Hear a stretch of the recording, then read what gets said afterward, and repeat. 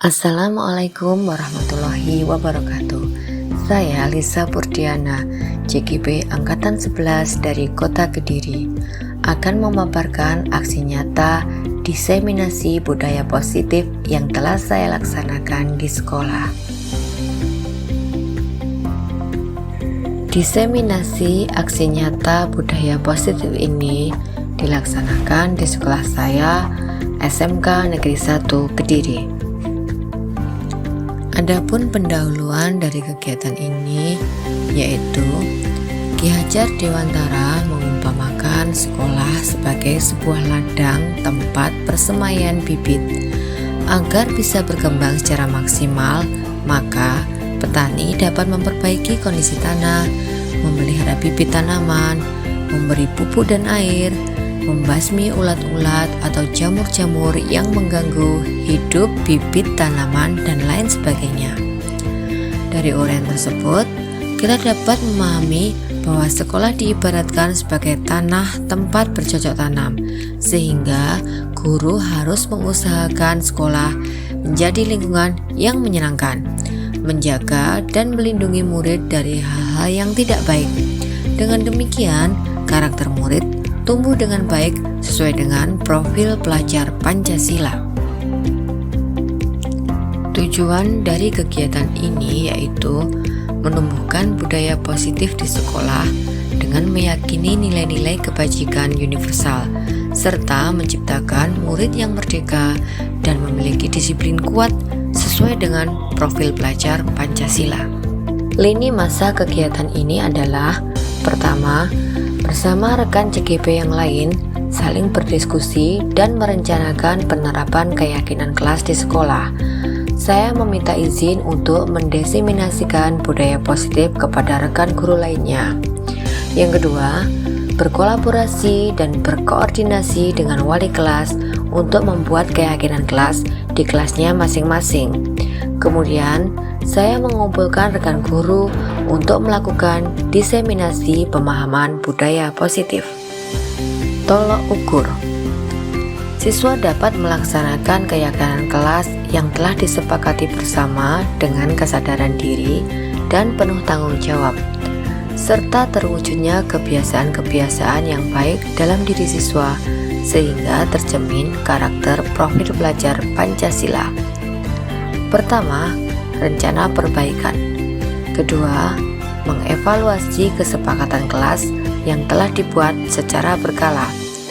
Ketiga, menempatkan diri pada posisi kontrol, manajer secara konsisten dan berkelanjutan, dan menerapkan segitiga restitusi pada setiap masalah yang ada.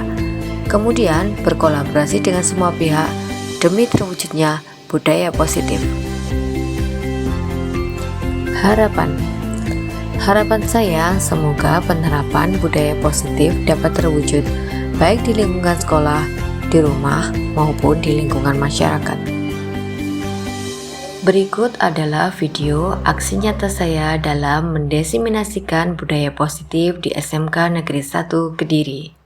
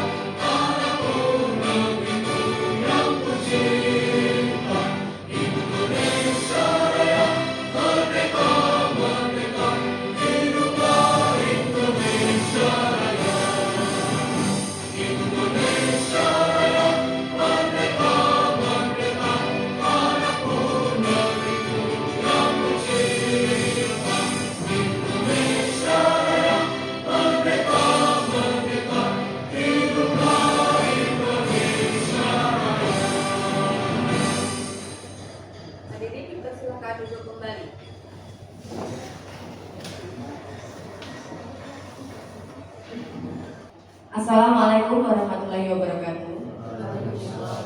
Selamat siang, salam sejahtera bagi kita semuanya. Saya ucapkan selamat datang kepada Bapak Ibu guru dari pengampu mata pelajaran normatif adaptif, juga dari pengampu mata pelajaran kejuruan. Saya di sini dengan nama Lisa Purdiana dan calon guru penggerak angkatan 11 Bapak Lingga dan juga Ibu Sukma akan memaparkan definisi tentang pentingnya budaya positif. Baik, untuk memulai paparan hari ini kita mulai dengan berdoa terlebih dahulu. Berdoa dipersilakan. Berdoa selesai. Untuk mengawali, saya akan mulai memaparkan dari pendahuluan terlebih dahulu. Santai ya Bapak Ibu. Di sini saya akan mulai menggambarkan bagaimana budaya positif itu diterapkan di sekolah, dimulai dari pendahuluan. Ki Hajar Dewantara itu mengumpamakan sekolah itu sebagai ladang atau tempat persemaiannya bibit-bibit. Terus agar bibit itu bisa berkembang secara maksimal, maka kita itu oleh Ki Hajar Dewantara filosofinya itu diumpamakan sebagai petani. Jadi kita itu menanam bibit-bibit dan sekolah ini dianggap sebagai ladangnya. Terus tugas kita sebagai petani itu yaitu memberi pupuk, kemudian mengelola tanaman, membasmi jamur, kemudian menghilangkan gulma atau tanaman pengganggu. Itu adalah tugas kita. Jadi ibaratnya sesuai dengan yang sudah saya sampaikan, tujuan dari paparan kali ini adalah menumbuhkan budaya positif di sekolah dengan meyakini nilai-nilai kebajikan universal serta menciptakan murid yang merdeka dan memiliki disiplin kuat sesuai dengan profil pelajar Pancasila. Kita mulai dari budaya positif. Ini adalah gambaran tentang bagaimana kita seorang guru yang bertugas untuk memperbaiki kondisi siswa kita, mulai dari menanam, kemudian menaruh bibit itu di tanah, kemudian menghilangkan rumput-rumput dan memantau perkembangan tanaman itu menjadi baik. Itu adalah tugas kita sebagai guru.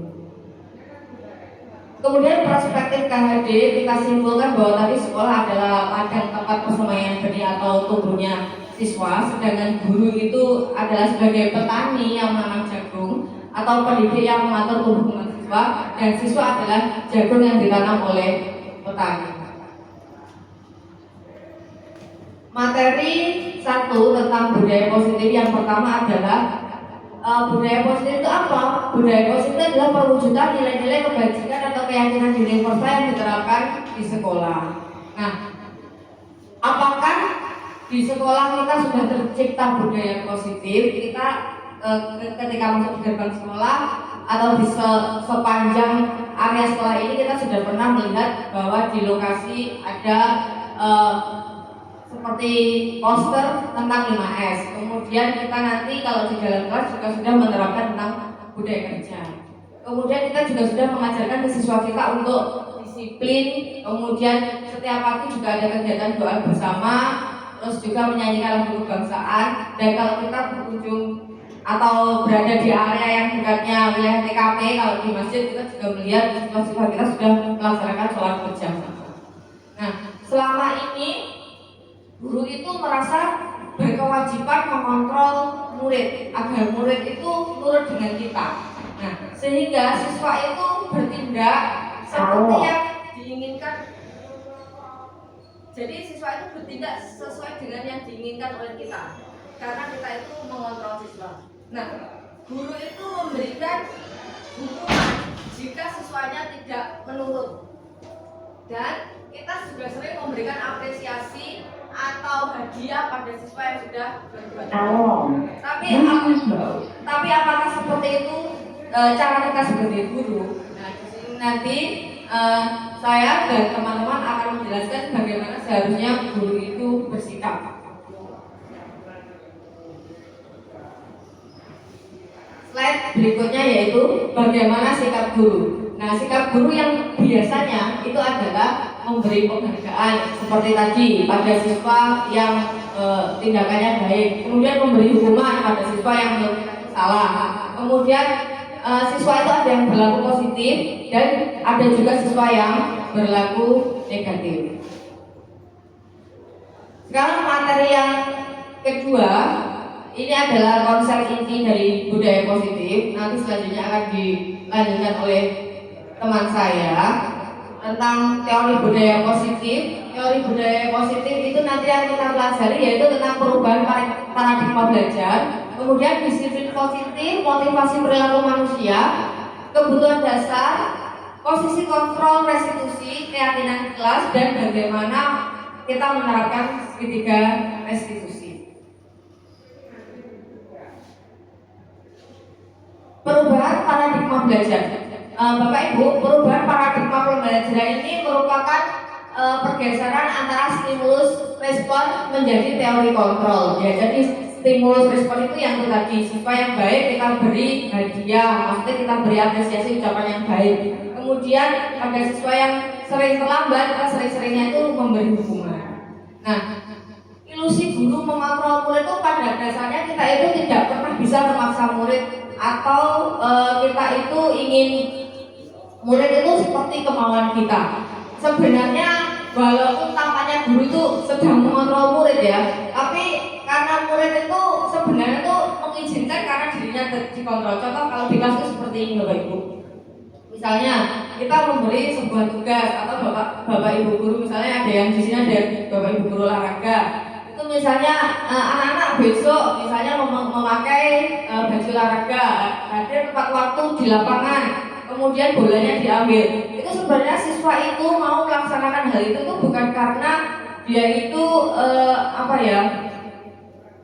karena dia itu ada motivasi dalam dirinya bahwa saya itu harus nurut gitu, dan dia itu mau mengikuti apa yang disuruh gurunya. Maksudnya itu seperti itu, bukan karena ada juga siswa kita yang kadang-kadang kalau diminta untuk melakukan sesuatu itu dia tidak mau. Nah, siswa yang tidak mau itu sebenarnya pada dasarnya adalah dia itu tidak mau dikontrol, tidak mau ingin atau menurut seperti yang kita inginkan.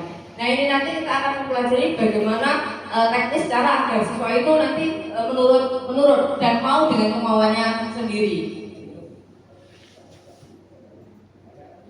Sekarang teori kontrol yang menyatakan bahwa setiap individu itu termasuk murid memiliki kendali atas tindakan mereka sendiri dan memilih untuk berperilaku atas dasar kebutuhan atau motivasi internal. Jadi di sini Bapak Ibu, kita itu perlu tahu bahwa siswa itu mau melakukan segala sesuatu itu sebenarnya dasar kuatnya itu kontrol itu ada pada diri mereka sendiri. Jadi mau membuka pikirannya untuk turut pada guru kalau dia itu memiliki motivasi intrinsik itu tadi. Nah, pertanyaan pemantik, ketika mendengar kalimat disiplin positif yang terbayang pada benak kita itu contohnya apa ya? Misalnya disiplin positif itu contohnya misalnya keteraturan, kemudian tepat waktu, kemudian apalagi contohnya ya yang disiplin positif itu. Mungkin tertib itu adalah contoh-contoh kata yang sering muncul ketika kita melaksanakan disiplin positif, atau teratur tadi. Nah, tentang disiplin positif, mengapa kita harus melakukan itu? Apakah karena adanya takut atau dorongan dari luar? Terus kemudian terkadang kita tuh melakukan disiplin positif atau berlaku disiplin, berlaku tertib atau berlaku teratur itu karena kita itu menghindari rasa sakit atau tidak nyaman. Yaitu tadi contohnya takut dengan atasan, takut dengan sungkan, kadang-kadang seperti itu. Nah, tujuan dari disiplin positif adalah menanamkan motivasi pada murid kita untuk menjadi orang yang mereka inginkan dan menghargai diri sendiri dengan nilai-nilai yang mereka percaya. Disiplin positif ini sering dihubungkan dengan hukuman, tapi disiplin positif tidak harus dengan cara menghukum. Kemudian Kemudian siswa dengan disiplin positif akan memiliki motivasi internal yang tinggi dalam menguasai diri untuk melakukan tindakan yang sesuai dengan nilai-nilai kebajikan universal yang mereka yakini. Itu adalah disiplin positif. Dan apa itu nilai-nilai universal? Nilai-nilai universal itu contohnya adalah jujur, loyal, kemudian mandiri, kreatif. Pokoknya sesuai yang dengan profil pelajar Pancasila itu adalah nilai-nilai kebajikan. Nah, kita ini sebagai seorang pendidik, tujuan kita kan untuk menciptakan anak-anak yang memiliki disiplin diri. Nah, sehingga mereka nanti bisa berperilaku dengan mengacu pada kebajikan, nilai-nilai kebajikan universal yang mereka yakini. Gitu. Terus yang ketiga, tentang motivasi perilaku manusia. Mengapa ya kita itu datang tepat waktu saat mengajar? Ini adalah yang setiap hari kita lakukan ya. Apakah untuk menghindari ketidaknyamanan atau hukuman, kemudian apakah karena kita itu ingin dihargai, ataukah kita itu menghargai diri sendiri dengan nilai yang ingin kita capai. Jadi apakah itu sebenarnya itu kita itu tidak tepat waktu, kita itu tepat waktu karena itu nilai kita.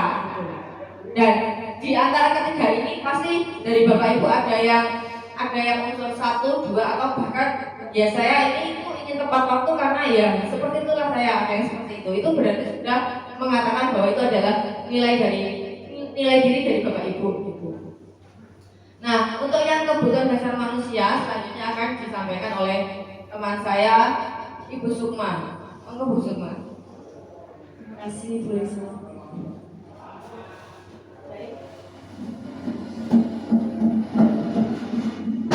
Saya lanjutkan. Pada dasarnya disiplin positif itu nanti untuk agar disiplin, anak-anak disiplin itu saya ulangi yang tadi ya. Motivasi perilaku manusia. Kita menekankan pada motivasi. Awalnya yaitu kenapa sih anak-anak kita mau datang tepat waktu ketika kita ngajar? Apakah karena menghindari ketidaknyamanan, mungkin kita menghukum kalau mereka tidak masuk kelas tepat waktu, atau kita kebiasaan seperti itu ketika kita ngajar? Kalau iya,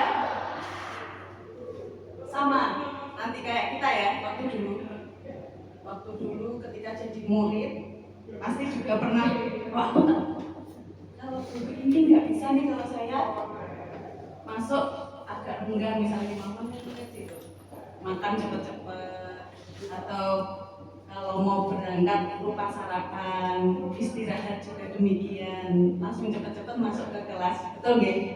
Kemudian yang kedua, untuk mendapatkan imbalan atau penghargaan.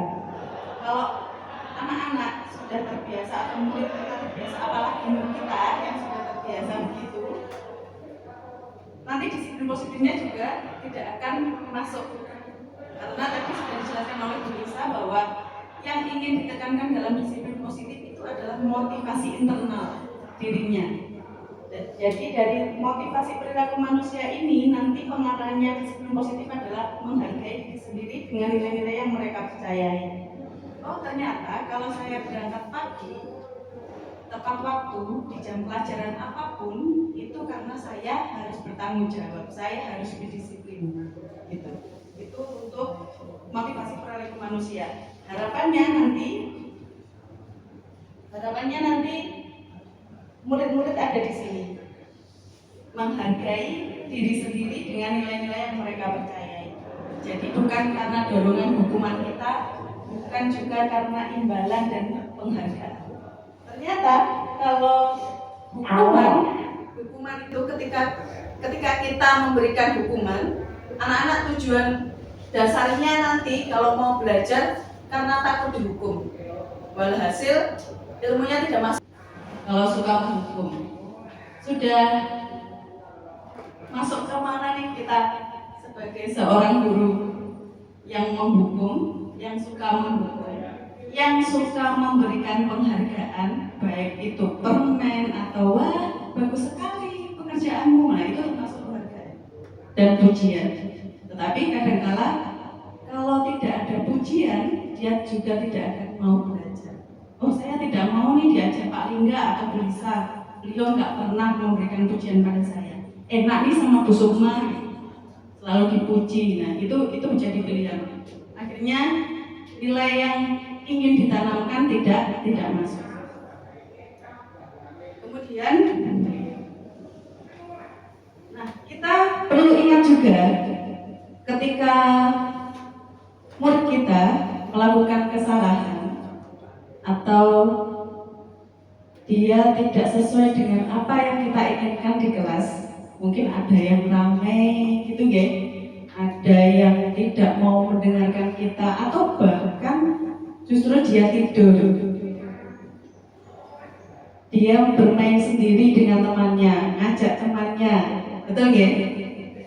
Nah ternyata murid itu memiliki kebutuhan dasar manusia juga, ada penguasaan, ada kasih sayang dan rasa diterima, kebebasan, bertahan hidup dan kesenangan. Yang pertama adalah bertahan hidup.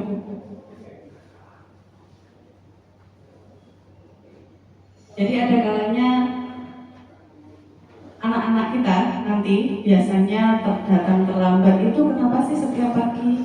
Oh ternyata setiap pagi dia membantu ibunya atau ayahnya di pasar, mengantarkan dagangan terlebih dahulu, kemudian baru ke sekolah.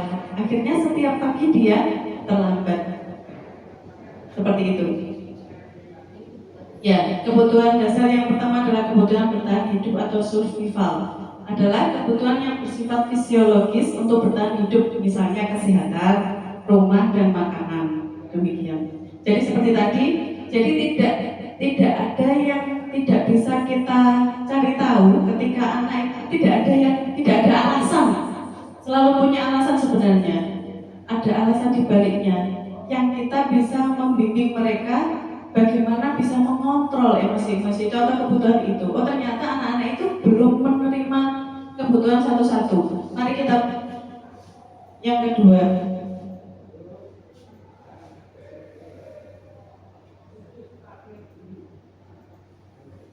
Kasih sayang dan rasa diterima atau kebutuhan untuk diterima. Kebutuhan untuk disayangi dan diterima meliputi kebutuhan akan hubungan dan koneksi sosial, kebutuhan untuk memberi dan menerima kasih sayang, dan kebutuhan untuk merasa menjadi bagian dari suatu kelompok seperti teman, keluarga, pasangan hidup, teman kerja, dan binatang peliharaan. Ada kalanya kita akan menemui atau menemukan teman murid yang tiba-tiba bilang sakit perut, Bu, Pak saya nggak bisa, atau tunjuk tangan tiba-tiba padahal kita mau tanya, tapi dia tunjuk tangan tapi bukan untuk bertanya, tapi dia mau izin. Tidak sesuai dengan yang kita harapkan. Ternyata di balik itu dia punya kesepakatan dengan teman-teman. Nanti kalau kamu mau tunjuk tangan ketika Bu Sukma bertanya, tapi kamu pura-pura ya ke kamar kecil, itu nanti kamu tak panggil. Aku suka teman kayak gitu, gokil. Itu jadi dia sedang memberikan kebutuhan atau membuat dia kurang membutuhkan kasih sayang dan rasa diterima. Oh, ingin punya teman itu, tetapi dengan cara yang salah. Kita yang akan membuatnya menjadi sesuai dengan koridornya tadi, disiplin positif. Kemudian penguasaan atau kebutuhan pengakuan. Kebutuhan ini berhubungan dengan kekuatan untuk mencapai sesuatu, menjadi kompeten, menjadi terampil, diakui atas prestasi dan keterampilan kita, didengarkan dan memiliki rasa harga diri.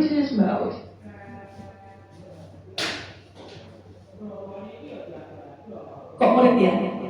Kita yang sudah jadi bapak ibu guru pun kadang pengen dihargai, pengen prestasi kita diakui oleh orang lain. Oh aku loh bisa, gitu ya.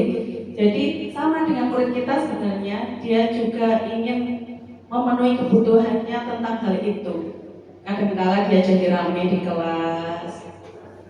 Dan kebutuhan ini sebenarnya yang ingin dia penuhi. Nah, kita lagi-lagi yang akan mengarahkannya menjadi bagaimana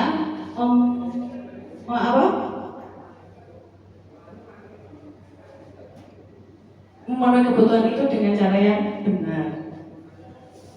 Oke. Kebebasan. Nah, ini kebebasan. Kebutuhan untuk bebas adalah kebutuhan akan kemandirian, otonomi, memiliki pilihan dan mampu mengendalikan arah hidup seseorang. Anak-anak dengan kebutuhan kebebasan yang tinggi menginginkan pilihan. Mereka perlu banyak bergerak, suka mencoba-coba, tidak terlalu terpengaruh orang lain dan senang mencoba hal baru dan menarik.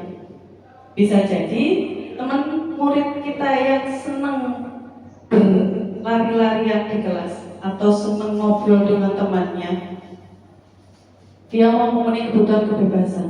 Ternyata berarti kalau anak-anaknya seperti itu, kita ngajarnya gimana? Supaya semua kebutuhan, 5 kebutuhan tadi terpenuhi oleh mereka.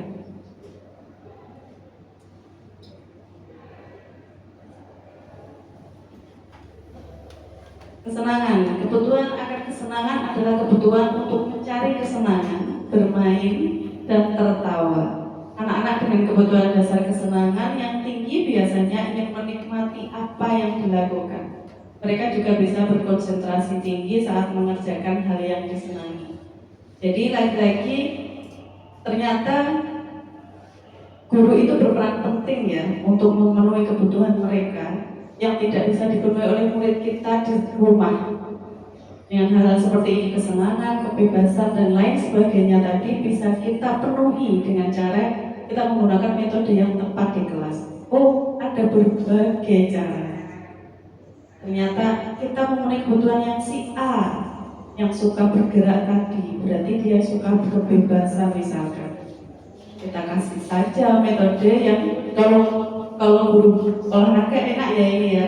Jadi langsung bisa, oh kamu ke sana larian, kinestetiknya jalan. Kalau yang di dalam kelas, kalau BK masih bisa fokus nih, tapi ada yang kalah jenuh ya, pasti ada ice breaking dan lain sebagainya. Nah itu pintar-pintarnya kita sebagai guru untuk memenuhi kebutuhan-kebutuhan itu. Tujuannya nanti ke disiplin positif. Posisi kontrol. Berbagai cara yang dapat dilakukan oleh guru untuk mengelola dan mengarahkan perilaku siswa. Posisi kontrol ini diadaptasi dari teori pendidikan yang menekankan pentingnya memahami bagaimana guru dapat memengaruhi siswa secara efektif sambil tetap menghormati kebutuhan siswa. Siswa atau murid itu juga perlu dihargai, tidak hanya guru. Bagaimana caranya? Atau seperti kita menggunakan bahasa yang lebih sopan, bukan seperti itu. Jadi posisi kontrol yang ditanyakan tadi, pemarahkah kita sebagai orang yang senang hukum atau bagaimana? Baik. Posisi kontrol yang pertama adalah penghukum. Seorang penghukum bisa menggunakan hukuman fisik maupun verbal. Kalau di STM banyak ini ya Bu ya. Jadi hukum fisiknya, ayo push up. Nah, padahal tidak sesuai dengan apa yang dilakukannya, misalnya kesalahan yang dilakukannya. Dia terlambat sekolah, datang terlambat, tapi disuruh push up. Sesuai nomor. Kemudian dia diolok-olok misalkan. Itu aja kok nggak bisa tepat waktu dan sebagainya. Posisi penghukum senantiasa mengatakan bahwa sekolah memerlukan sistem atau alat yang dapat lebih menekan murid-murid lebih dalam lagi. Guru-guru yang menerapkan posisi penghukum akan berkata, atau awas, kamu saya apa? Oh, pernah saya seperti itu. Kamu selalu saja salah. Nggak bisa ya, sudah dijelaskan berkali-kali. Contohnya seperti itu. Malah aja. Itu kalau sesuai dengan yang pernah saya lakukan itu tegangnya luar biasa kalau jadi guru pemarah itu. Dikit-dikit kok nggak sesuai ya apa yang kita inginkan. Benar. Jadi ketika di kelas saya cenderung ke pemarah waktu itu. Pekerjaan, tugas atau PR tidak diberikan tepat waktu, saya marah. Kalau marah, energi keluar banyak ya. Jadi penat itu rasanya. Akhirnya pembuat merasa bersalah. Guru akan bersuara lebih lembut dan menggunakan bimbingan yang membuat orang lain merasa tidak nyaman, merasa bersalah atau rendah diri. Kata-kata yang keluar dengan lembut akan seperti, ibu sangat kecewa dengan kamu. Contohnya misalkan dia tidak mengerjakan PR tadi, tidak mengumpulkan tepat waktu, saya kecewa sekali dengan kamu. Andai saja kamu bisa mengumpulkannya tepat waktu. Padahal kamu itu yang paling pintar loh di sekolah. Jadi semacam itu sebenarnya, itu adalah guru yang membuat merasa bersalah. Terlihat lembut ya, terlihat gak marah-marah, tetapi luar biasa. Menekannya di sini. Akhirnya, saya gak enak sama ibu itu. Saya selalu merasa bersalah kalau akhirnya saya mengumpulkan tugasnya bukan karena saya benar-benar tanggung jawab saya. Nanti kalau dengan guru lain juga tidak seperti itu. Jadi tugasnya tetap terbengkalai. Hanya dengan bu guru itulah saya mau mengumpulkan tugas karena sudah merasa bersalah. Oh, saya perhatian ya sama saya. Kecewa banget kok sama saya. Berapa kali Bapak harus memberitahu kamu? Ini juga termasuk bagian dari membuat merasa bersalah. Step-step ini pernah saya lakukan. Jadi saya pernah jadi pemarah, kemudian beralih ke merasa bersalah. Luar biasa. Ada perubahan sih, nggak tegang. Cuma ya gitu, tidak permanen. Kemudian ada posisi teman. Guru tidak akan menyakiti murid, namun akan tetap berupaya mengontrol murid melalui persuasi atau ajakan. Posisi teman pada guru bisa negatif ataupun positif. Guru di posisi teman menggunakan hubungan baik dan humor untuk memengaruhi seseorang. Mereka akan berkata, ayo bantulah demi Bapak ya. Ayo ingat, tidak ada bantuan Bapak selama ini. Kalau tidak ada bantuan Bapak, kamu pasti nggak akan seperti ini loh. Sekarang bantu Bapak ya. Macam-macam itu. Jadi sambil guyon, wih seneng ya kan bisa datang terlambat, enak. Pernah ya seperti itu, atau pernah mendengar seperti itu. Jadi dia guru yang semacam ini itu sambil senyum ngomongnya, senyum aja, tapi marah, gak nyaman ini. Memantau berarti mengawasi. Pada saat kita mengawasi, kita bertanggung jawab atas perilaku orang-orang yang kita awasi. Posisi memantau berdasarkan pada peraturan-peraturan dan konsekuensi. Dengan menggunakan sanksi atau konsekuensi, kita dapat memisahkan hubungan pribadi kita dengan murid. Pertanyaan yang diajukan seorang memantau adalah, ayo, peraturannya apa? Kenapa kamu kok bisa terlambat? Contohnya seperti itu. Apa yang telah kamu lakukan? Kenapa kamu tidak bisa mengumpulkan tugas tepat waktu? Dia sudah tidak ada senyum, biasa. Sanksi atau konsekuensinya apa? Kalau kamu terlambat datang ke sekolah atau terlambat mengumpulkan tugas. Tetapi dia tidak memberikan solusi atau mengarahkan anak kepada solusi. Oh iya, setelah itu dia akan bertanggung jawab. Peraturannya seperti ini loh Bu, jadi saya tidak akan mengulangi lagi. Tapi nanti dia mantau gurunya, dia tidak bisa melepaskan anaknya. Posisi terakhir atau manajer adalah posisi di mana guru berbuat sesuatu bersama dengan murid, mempersilahkan murid mempertanggungjawabkan perilakunya, mendukung murid agar dapat menemukan solusi atas permasalahannya sendiri. Tidak menggurui, tidak oh kamu jangan ke sana ya, tidak. Tetapi sebagai seorang guru, dia menuntun, bukan menuntut, tapi menuntun. Oh ini loh, kalau kamu sudah seperti itu, enaknya gimana? Kalau sudah Kalau sudah terlambat, berarti kamu bagaimana? Apa yang kita yakini jika kamu terlambat? Oh, ternyata saya belum bertanggung jawab, Bu. Jadi, nanti bagaimana selanjutnya? Saya akan, misalkan nanti dia sendiri yang akan mencari solusinya. Dia akan mempertanggungjawabkan apa yang sudah diambil keputusan. Itu manajer. Jadi nggak mudik-mudik. Guru itu hanya menuntun tadi. Nah, ini yang tujuan akhir dari filosofi pendidikan Ki Hajar Dewantara untuk disiplin positif. Harapannya guru menjadi manajer supaya murid-muridnya terarah atau bisa menuntun ke motivasi internal, motivasi dirinya. Dia belajar berarti motivasinya adalah dirinya, bukan karena si A, si B, si C, atau karena nanti dimarahi dan seterusnya. Itu manajer. Nah, setiap guru itu prosesnya luar biasa dan tidak selamanya baik-baik saja di manajer ya. Sudah kalem, lembut gitu ya, tepat, tegas. Tapi ternyata tidak mempan. Harus kita mengeluarkan sumuk kita, begitu ya Bapak Ibu.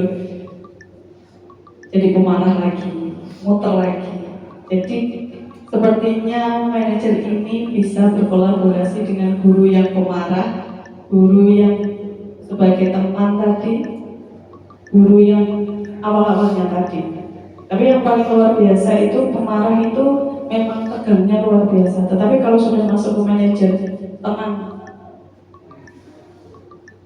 Kita bisa melepas murid kita bisa mempercayai mereka, kita juga bisa menghargai dia. Menghargai bagaimana? Oh, keputusannya itu. Dia juga berhak untuk mengeluarkan pendapatnya. Tidak kita saja yang memberikan pendapat atau aturan. Begitu. 5 posisi kontrol ini memberikan panduan bagi guru dalam memilih pendekatan yang tepat sesuai dengan situasi dan kebutuhan siswa. Guru sebaiknya berada dalam posisi sebagai pemantau dan manajer, karena kedua posisi ini lebih mendukung pembelajaran yang positif, partisipatif, dan berorientasi pada pengembangan karakter. Baik, untuk keyakinan kelas nanti akan dilanjutkan oleh Bapak Tim Permadi. Ya baik, saya akan melanjutkan dari yang sudah disampaikan rekan saya, Bu Yulisa dan juga Bu Sukma tentang keyakinan kelas. Peraturan kelas itu kan bersifat kaku dan rinci, fokusnya pada apa yang boleh dan tidak boleh dilakukan. Misalkan contohnya banyak sekali di ruangan tertentu atau di sekolahan lah, sekolah dilarang merokok di sekolah. Terus ada kalimat yang menyampaikan harus mengumpulkan tugas tepat waktu. Terus tidak boleh makan dan minum di dalam kelas. Itu contoh dari peraturan kelas yang sifatnya kaku dan rinci. Fokusnya ke apa yang boleh dan tidak boleh. Terus sedangkan keyakinan kelas itu lebih abstrak ya, lebih abstrak dan universal, menekankan pada nilai-nilai positif. Nilai-nilai positifnya yang ingin kita tanamkan, contohnya misalkan kita saling menghargai dan menghormati. Terus kita bertanggung jawab atas tindakan kita. Misalkan ada siswa kita melakukan sesuatu kesalahan, mereka harus bisa mempertanggungjawabkan atas permasalahan yang sudah dia buat. Terus ada lagi kalimat, misalkan kita selalu berusaha melakukan yang terbaik. Jadi itu perbedaan antara peraturan kelas dan juga keyakinan kelas. Yang harusnya kita tanamkan ke anak atau kita biasakan atau yang keyakinan kelas. Biar apa ya istilahnya? Ada kalimat dan titik akhirnya, yaitu adalah menekankan nilai-nilai positif yang ingin kita tanamkan sebagai seorang pendidik kepada anak atau siswa kita. Berikutnya nilai-nilai kebajikan atau nilai-nilai baik yang kita ambil untuk membuat keyakinan kelas. tujuan membuat peraturan atau keyakinan kelas adalah untuk menciptakan budaya positif, kembali lagi ke budaya positif. Jadi nilai-nilai kebajikan yang kita ambil untuk membuat keyakinan kelas kembali lagi ke tema awal kita, yaitu budaya positif, nilai-nilai dari budaya positif. Berikutnya ada segitiga restitusi. Di segitiga restitusi ini ada yang menstabilkan identitas, validasi tindakan yang salah, menanyakan keyakinan. Misalkan kita sebagai seorang pendidik atau guru, ada siswa kita yang melakukan sebuah kesalahan. Misalkan suatu contoh, dia tidak suka terhadap mata pelajaran tertentu. Kita jangan langsung mengklaim anak itu bersalah, atau kita cari dulu permasalahannya di mana. Ketika misalkan ada pembelajaran matematika, si anak tersebut pada saat belajar matematika tidak mau di dalam kelas, dia sering keluar kelas entah kemana, pokoknya intinya tidak mau mengikuti pembelajaran matematika. Terus kita stabilkan identitasnya, kita validasi tindakan yang salah. Salahnya anak tersebut di mana? Kok dia tidak mau mengikuti pembelajaran matematika. Terus setelah tahu permasalahannya, kita menanyakan keyakinan kelas yang sudah dibuat atau disetujui seperti apa. Masalahnya atau permasalahannya itu sudah menyimpang dari keyakinan kelas enggak? Makanya kita harus menggunakan konsep segitiga restitusi. Terus misalkan ada kalimat-kalimat di dalam membuat segitiga restitusi. Yang pertama bisa misalkan kamu tentunya punya alasan mengapa melakukan hal tersebut ketika anak atau siswa kita melakukan kesalahan. Adakah cara yang lebih efektif untuk mendapatkan apa yang kamu butuhkan? Nah, caranya apa? Kalau misalnya tidak ingin mengikuti pembelajaran matematika, kira-kira cara yang lebih efektif untuk mendapatkan yang kamu butuhkan itu apa? Misalkan saya tidak suka dengan berhitung atau melihat angka atau rumus-rumus itu sering pusing dan seterusnya. Terus bagaimana caranya kita cari? Cara yang lebih efektif seperti apa? Biar si anak tersebut juga memikirkannya. Setiap orang pasti pernah melakukan kesalahan. Nah, itu tindakan validasi. Jadi semua orang pasti melakukan kesalahan. Kita besarkan hati dari siswa tersebut. Terus keyakinan kelas apa yang telah kita sepakati? Kamu ingin menjadi seperti apa? Baik, kita masuk di sesi tanya jawab. Silahkan kalau ada pertanyaan dari Bapak Ibu dipersilahkan. Kalau ada yang perlu disampaikan, saran atau pertanyaan, dipersilahkan. Ya, Ibu.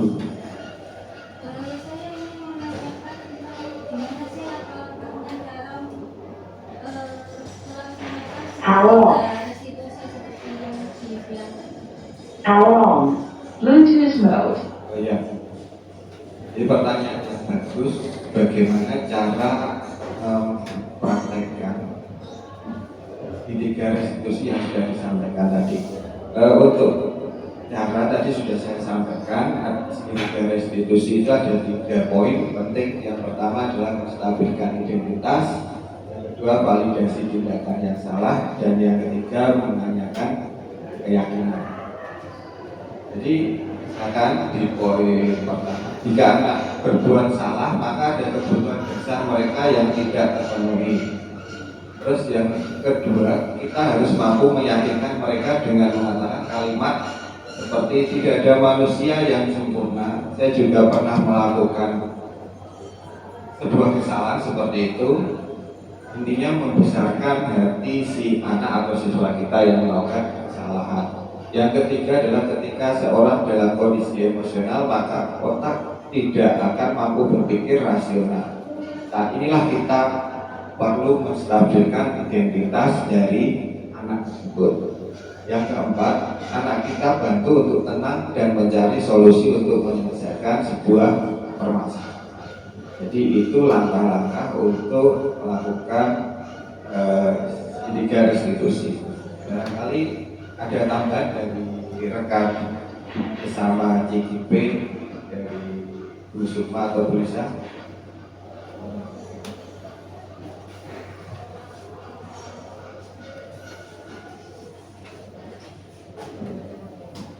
Kalau ini adalah langkah keduanya, konsep langkah kedua adalah kita harus memahami kebutuhan dasar yang mendasari tindakan anak berbuat kesalahan tadi. Seperti 5 kebutuhan dasar tadi sudah terpenuhi atau tidak dalam diri murid atau siswa kita. Menurut teori kontrol, semua tindakan manusia baik atau buruk pasti memiliki maksud atau tujuan yang tertentu. Jadi itu yang perlu kita ketahui dari 5 kebutuhan dasar manusia. Ketika kita menolak anak yang berbuat salah, dia akan tetap dalam masalah.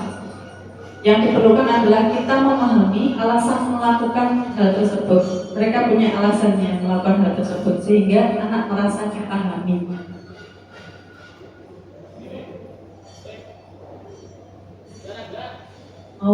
Ini saya lanjutkan Ibu. Teori kontrol menyatakan bahwa kita pada dasarnya termotivasi secara internal. Ketika langkah 1 dan langkah 2 sukses dilakukan, maka anak akan siap untuk dihubungkan dengan nilai-nilai yang dia percaya dan berpindah menjadi orang yang dia inginkan. Ingat, orang yang dia inginkan, bukan kita yang menginginkan. Penting menanyakan ke anak tentang kehidupan ke depan yang dia inginkan. Ketika mereka sudah menemukan gambaran masa depannya, guru dapat membantu mereka untuk tetap fokus pada gambarannya. Jadi nilai-nilai yang sudah nilai-nilai universal, bajikan universal tadi bisa ditanamkan setelah adanya penstabilan identitas, gitu ya. Terus dari 5 kebutuhan dasar tadi. Baik, demikian terima kasih. Terima kasih kami ucapkan atas kehadiran Bapak Ibu. Mohon maaf jika ada perilaku maupun kata-kata yang kurang berkenan. Selamat siang. Wassalamualaikum warahmatullahi wabarakatuh.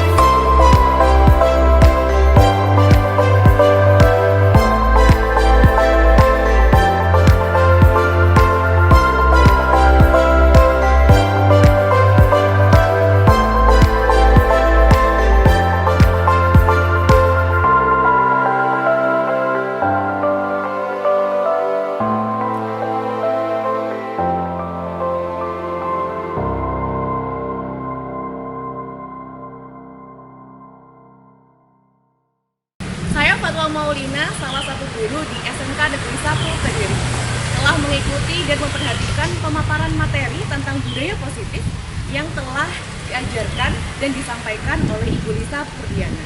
Sangat bermanfaat sekali loh, luar biasa sekali